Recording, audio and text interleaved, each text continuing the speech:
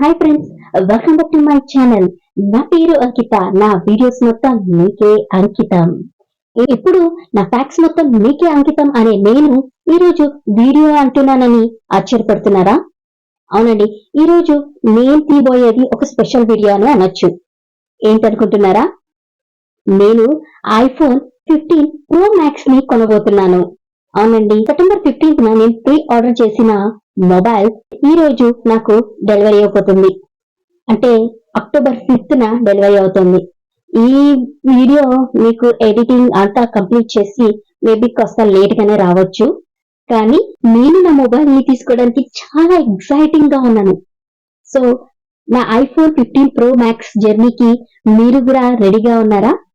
అయితే నా జర్నీలో మీరు కూడా పాల్గొనాలి అంటే వీడియోలకి వెళ్దాం పదండి.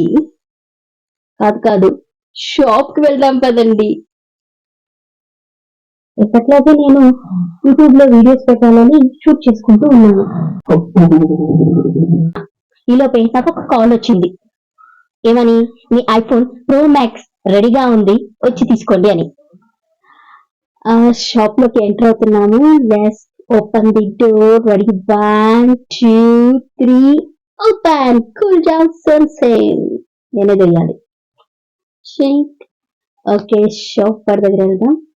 ఓకే, షాప్ అతను వేరే కస్టమర్ ని అటెండ్ చేస్తున్నాడంట. సో నాకు ఒక 10 minutes ఇవ్వండి అని అంటున్నాడు. సరేలే పోనీలే పాపం అని ఎన్నో రోజులు వెయిట్ చేశామంట. షాప్ వరకు వచ్చేసరికి 10 నిమిషాలు వెయిట్ చేయలేమా అని అనిపించింది. ఈలోపు ఈ షాప్ లో ఐఫోన్ 15 సిరీస్ ఏమేమి ఉన్నాయో అనేది చూసేద్దాం. టైం పాస్ చూసేద్దాం కదండి. అయినా ఐఫోన్ 15 సిరీస్ కున్న కాస్ట్ చూస్తుంటే గుండె డబడబా డబడబా అని కొట్టేసుకుంటుంది. మరీ లక్షలు పోసి మొబైల్ కొనాలా అని.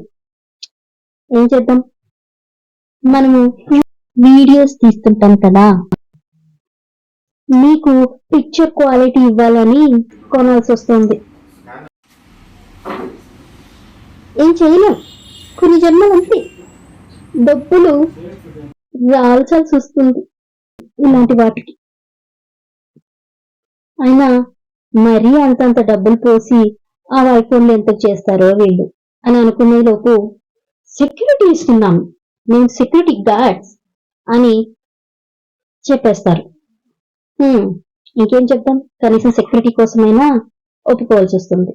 ప్రపంచవ్యాప్తంగా ఇన్ఫర్మేషన్ అందించే సాటిస్టా అనే వెబ్సైట్ లో మనకి ఇండియాలో ఎంత మంది ఐఫోన్ అనేది కొంటున్నారు అనేది చాలా డీటెయిల్ గా ఇన్ఫర్మేషన్ ఇచ్చారు. 2018 లో తీసుకుంటే ఆల్మోస్ట్ 15 lakhs సేల్స్ అయ్యాయంట ఐఫోన్ వి. అలాగే 2019 లో ఏమో 19 lakhs వరకు సేల్ అయ్యాయి. ఇంకా 2020 లో ఏమో 32 lakhs, ఇంకా 2021 లో 54 lakhs, ఇక 2022 లో 60 lakhs వరకు ఐఫోన్స్ సేల్ అయ్యాయి. ఇంకా 2023 కి వస్తే ఇప్పటికే 60 లక్షలు అంటే 60 lakhs సేల్ అయ్యాయంట. ఇంకా చాలా మంది ప్రీ ఆర్డర్ చేశారు, వాళ్ళకి దొరకలేదు. ఇక ఎంతో మంది ప్రీ ఆర్డర్ చేయకుండానే కొనేయాలి అని షాపులు తిరుగుతున్నారు, వీళ్ళకి ఇంకా దొరకలేదు. ఇక ఈసారి 60 lakhs కన్నా ఎక్కువ వెళ్లే ఛాన్సెస్ ఉంటుంది. మరి నాతో పాటు నా ఫ్రెండ్ ని కూడా ప్రీ ఆర్డర్ చేసుకోమని చెప్పాను, కానీ తను వినలేదు. అలాగే నెట్ క్యాష్ ఇచ్చి కొనేస్తాను అని ఫీల్ అయిపోయింది. ఇప్పుడు చూస్తే షాపులు తిరుగుతోంది. సెప్టెంబర్ 22న ఐఫోన్ రిలీజ్ అయిపోయింది. ఆ రోజు నుంచి ఈ రోజు వరకు ఇంకా తిరుగుతూనే ఉంది. మళ్ళీ ఇప్పటికీ ప్రీ ఆర్డర్ చేసుకోమంటే నవంబర్ 1st వీక్ లేకపోతే 2nd వీక్ వరకు ఆగాలి అంటున్నారు. చాలా వెయిట్ చేయాలి. ఈ లోపు నేను అన్బాక్సింగే చేసేస్తాను. ఇక ఐఫోన్ 15 కి మరియు ఐఫోన్ 14 ప్రో కి పెద్దగా తేడా లేదు. ఏమంటే జస్ట్ స్క్రీన్ మాత్రమే పెద్దది. డైనామిక్ ఐలైన్ కూడా ఈ 15 సిరీస్ లో ప్రతి ఒక్క దాంట్లోనూ వచ్చింది. బేసిక్ మోడల్ కూడా వచ్చిందండి. అంటే ఐఫోన్ 15 కూడా వచ్చింది. 15 ప్లస్ కి ఉంది, 15 ప్రో కి ఉంది, అండ్ 15 ప్రో మ్యాక్స్ కూడా ఉంది. ఇక ఐఫోన్ 14 సిరీస్ కి మరియు 15 సిరీస్ కి పెద్దగా తేడా చెప్పుకోలేము గానీ జస్ట్ చిన్న మార్పులు అయితే చేశారు. దీంట్లో మనకి సి పోర్ట్ ఛార్జింగ్ ఇచ్చారు. 14 సిరీస్ ఏమో స్టైన్లెస్ స్టీల్ తో చేశారు, అండ్ 15 సిరీస్ టైటానియం తో చేశారు. 14 కి కంపేర్ చేస్తే ఐఫోన్ 15 లో బ్రైట్నెస్ అనేది కాస్త పెరిగింది. ఇక రియల్ కెమెరా తీసుకుంటే 14 లో ఏమో 12 MB ప్లస్ 12 MB ఉంటుంది. 48 MB టు ప్లస్ 12 MB వరకు ఎక్స్టెండ్ అవుతుంది. ఇక జూమింగ్ ఎఫెక్ట్ తీసుకుంటే ఐఫోన్ 14 కన్నా ఐఫోన్ 15 లో 3x జూమింగ్ పవర్ అనేది పెరిగింది. ఐఫోన్ 15 సిరీస్ లో దూరంగా ఉన్న వాళ్ళని కూడా చాలా క్లారిటీగా తీయొచ్చు.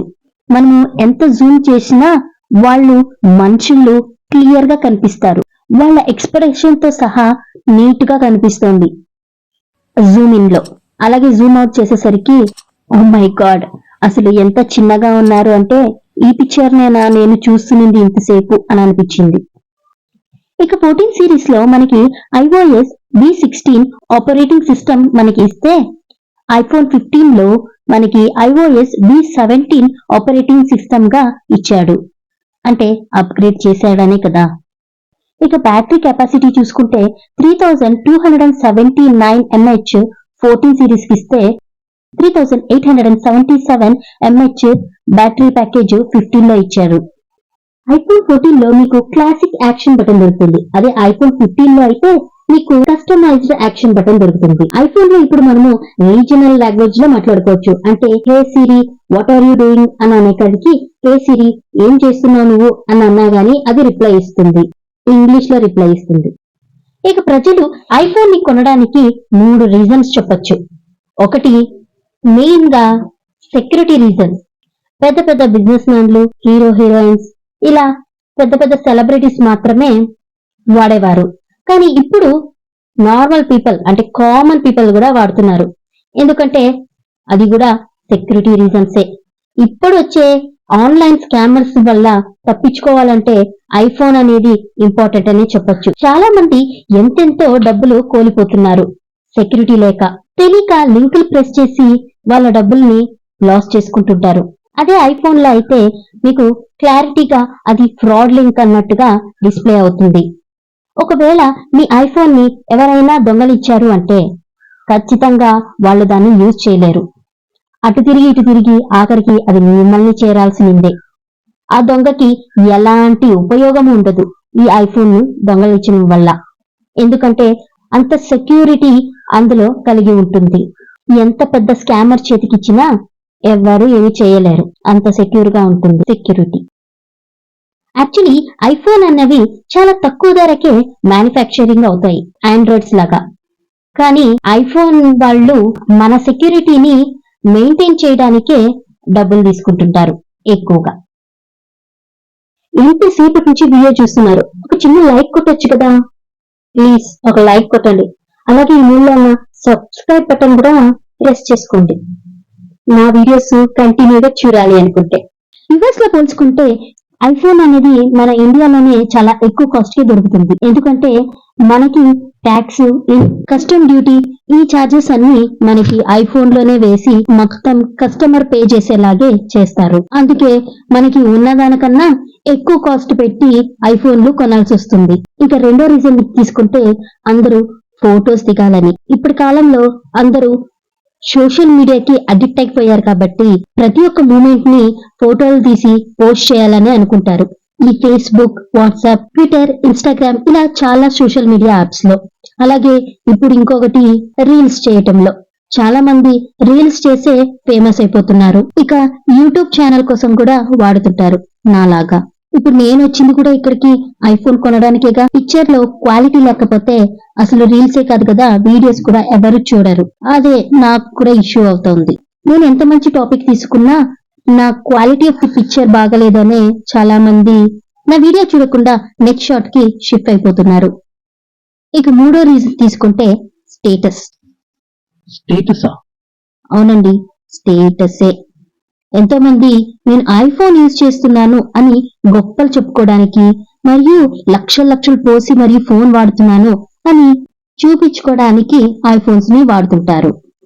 ఆ ఐఫోన్ కాస్ట్ ని మనము మన లైఫ్ లో పూడ్చగలమా లేదా అనే ఆలోచన లేకుండానే కొనేస్తుంటారు. ఇక ఇది ఈఎంఐ ఆప్షన్ లో దొరకటం వల్ల మనము ఎన్నెన్నో లక్షలు పోసి కొంటున్నట్టుగా ఉండదు. ఎందుకంటే ఎవ్రీ మంత్ తక్కువ అమౌంట్ అంటే 3000 4000 అనే అమౌంట్ లో పే చేస్తుంటాం కాబట్టి పెద్దగా తేడా కనిపించేలేదని అందరం కొనేస్తుంటాం. మనం ఒక పదార్థాన్ని కొంటున్నాము అంటే అది మనకి ఎంతో కొంత యూజ్ అవ్వాలి, లేకపోతే అదే మనకి ప్రాఫిట్ ని అందించాలి.